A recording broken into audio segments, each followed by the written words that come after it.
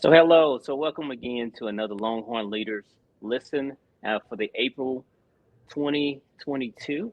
And so this is an opportunity we're using Thought Exchange. We as a monthly survey to our faculty and staff to kind of get what are the top thoughts so that we can have a discussion about it. So with me today, based on those thoughts in the Thought Exchange, we have a panel of our esteemed leaders. We have Dr. Janine Fields, CHISD Chief of Staff. Ms. Shamika Milner Williams, the Assistant Superintendent of Curriculum and Instruction, and Mr. Tellens Graham, Assistant Superintendent of Student Services and Administration.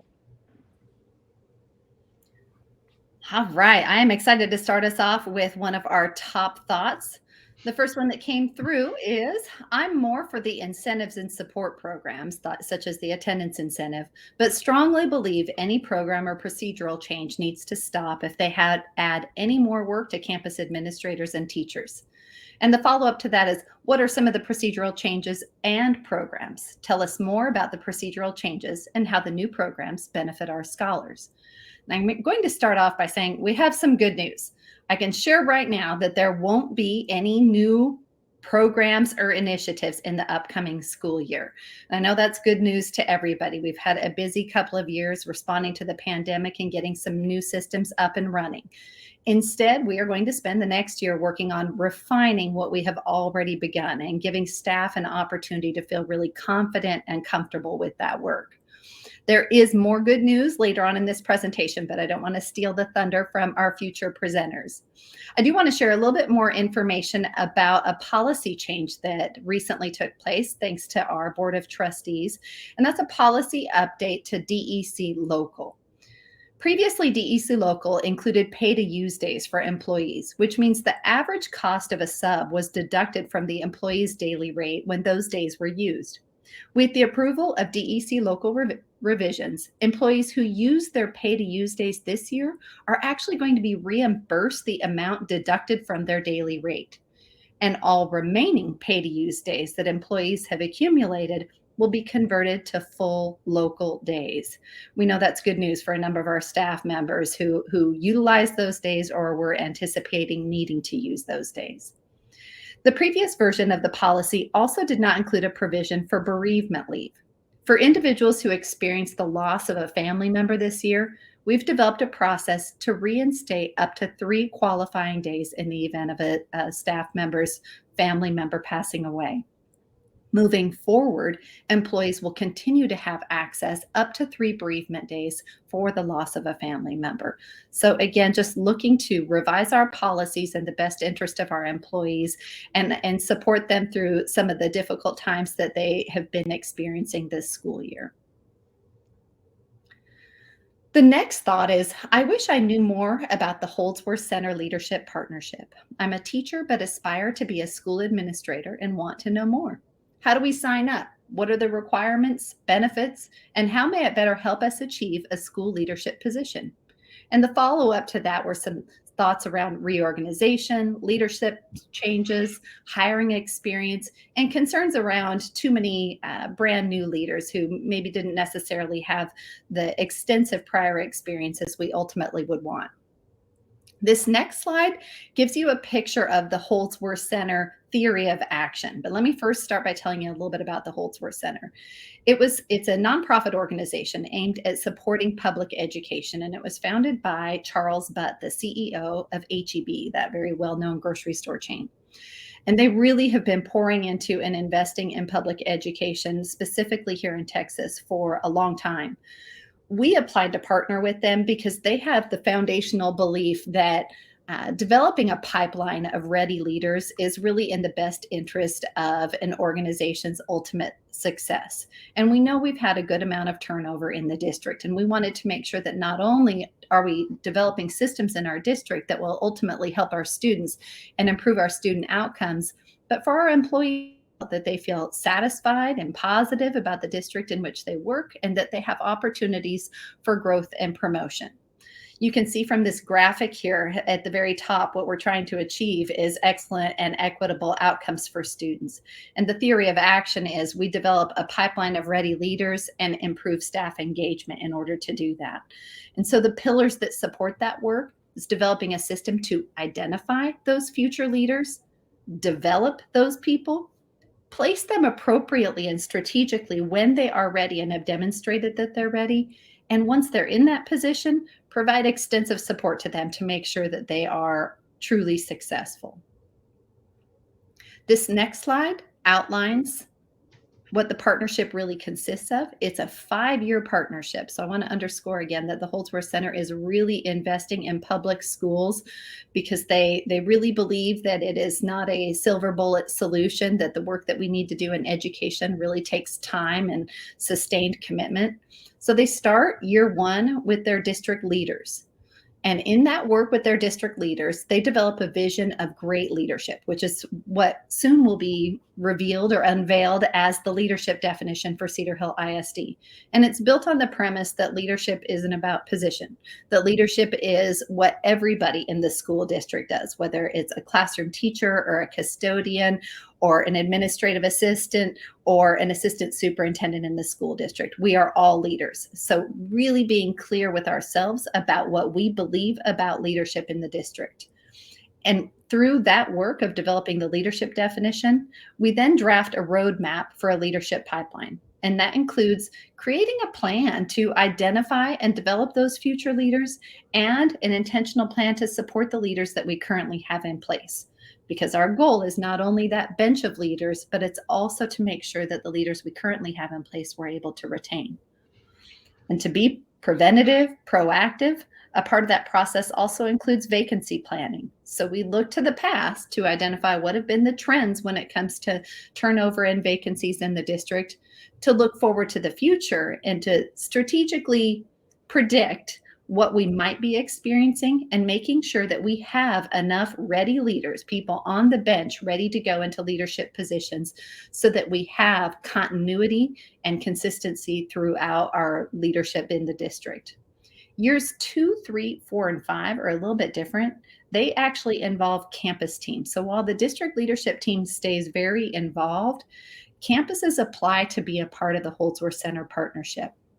And when they do that, they work with the Holdsworth Center to develop plans to address the challenges of campus culture and student outcomes specific to their site. We actually opened the application for our campuses to apply a couple of months ago, closed the application a couple of weeks ago, and we're in the process of reviewing those applications and identifying the campuses that will begin the year 2 work. Next spring, we'll be doing the same thing, opening up the application process all over again and including more campus teams to join the Holdsworth Center and continue this work. And again, we have 5 years with the Holdsworth Center, and our ultimate goal is to retain our good leaders and ensure a solid pipeline for when we experience vacancies by identifying and developing our future leaders. And we are really, really excited about this work.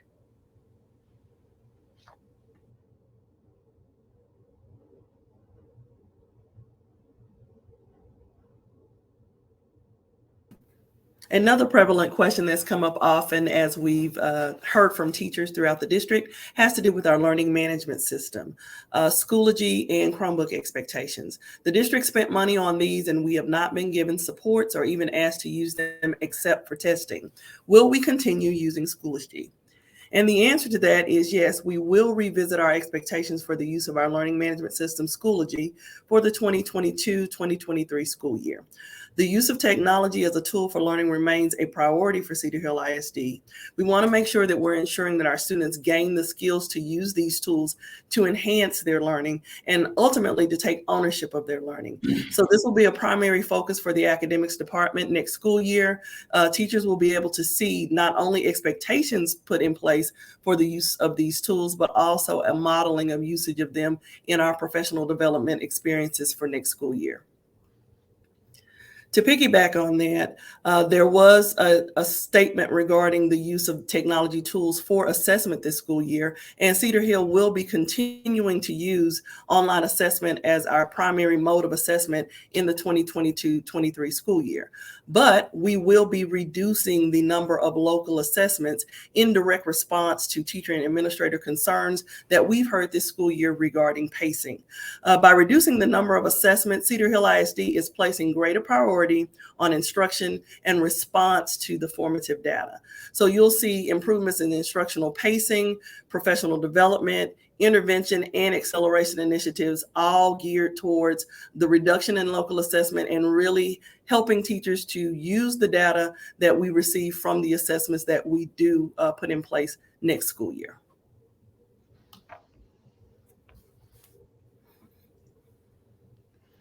Our next thought states that so many procedural changes and new programs are added yearly, not giving hardly any time for previous ones to stay around to see how well they work or our district needs. For example, what happened to our Longhorn Essentials? Well, the Longhorn Essentials are a vital part of our district culture plan. There are a specific set of expectations we want to see our scholars use daily. They're not just rules, these are skills that students use to navigate through life. We implemented the Longhorn Essentials back in 2018, and they were a great success. Yet, as with any initiative, we must continue to innovate and evolve over time. Therefore, the district culture team is reviewing the usage of the essentials to ensure we implement them with fidelity going forward. Our next thought deals with unexcused absences. It says if a student ages 12 to 18 incurs unexcused absences of 10 or more days or parts of days within a 6-month period in the same school year, what is the district standard procedure? Well, in short, the student is subject to referral to truancy court for truant conduct. The parent is also subject to prosecution under section 25-093. Our district works very hard to try to get students to come to school because we understand how important it is for students to be in class and learning. When we have these students that have these absences, the first thing that we do is start to contact that parent. The school shall continuously attempt to notify parents or guardians of all unexcused absences immediately. An unexcused absence is to be investigated by the attendance teacher. First, we issue a warning letter if the child occurs 3 unexcused absences. Next, we send home a second letter if they get 7 unexcused absences. If the absences continue, the penalties continue to go up all the way until we file truancy. The truancy procedures will be mailed to the parent, and we have a certain time and calendar that our county gives to us to file those particular truant plans too. We must keep a record of all the parent communications and must document our truancy prevention measures. You ask for what are truancy prevention measures? Our court does not want to prosecute students for being truant. They want us to do everything in the district hand, everything we can possibly do to prevent that from happening. So they have put together several things that we must do before we actually go to court with this particular student. Of course, we have to continue to make contact with the parent, and several people on that campus will make contact with the parent, including the teacher, the attendance clerk, the counselor, and the administrator. Next, we're going to attempt to determine the root cause of the absences and develop an intervention plan for that student. It's vital that we continue to work with all of our students and do whatever we can to get them to school. Our next thought was there are some procedural changes in regard to discipline that are somewhat alarming.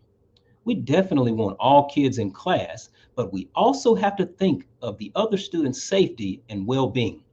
Your rights stop where another person's begin.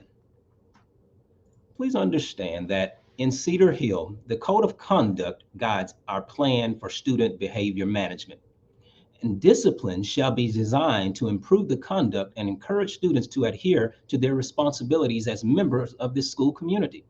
Disciplinary action shall draw on the professional judgment of teachers and administrators and a range of discipline techniques, including restorative practices.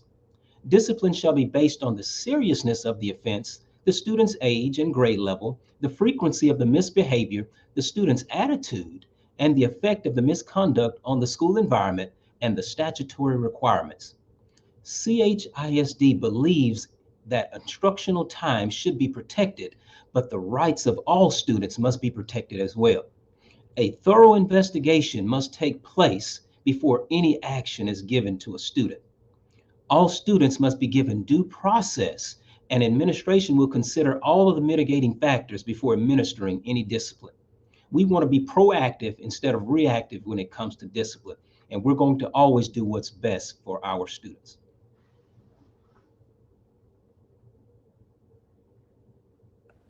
Again, I want to take this opportunity to say thank you for at least for participating in the thought exchange, because without the thought exchange, we don't have these questions or thoughts about how the district is going, things that need to change, as other things. So we want to make this a two-way communication.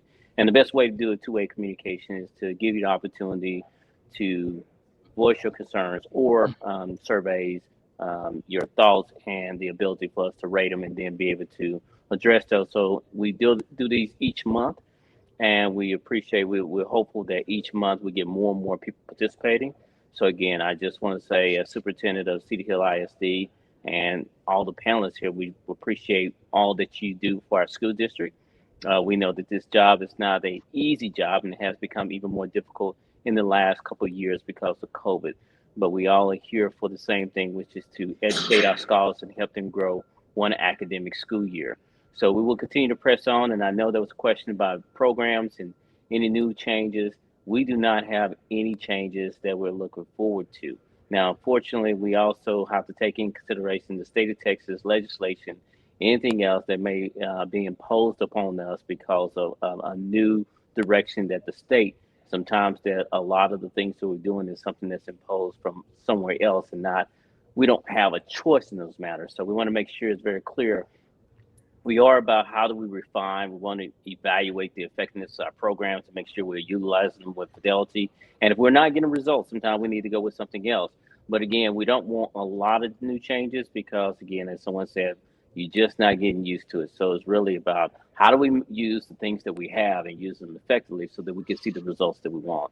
But again, we're going to continue to work together as a district so that ultimately every student has the opportunity to be whatever they choose to be once they leave high school. So again, thank you. And this report will be able to be accessible on our website. But again, this is for you and just answer some of those questions. So again, thank you for all that you do for Cedar Hill ISD.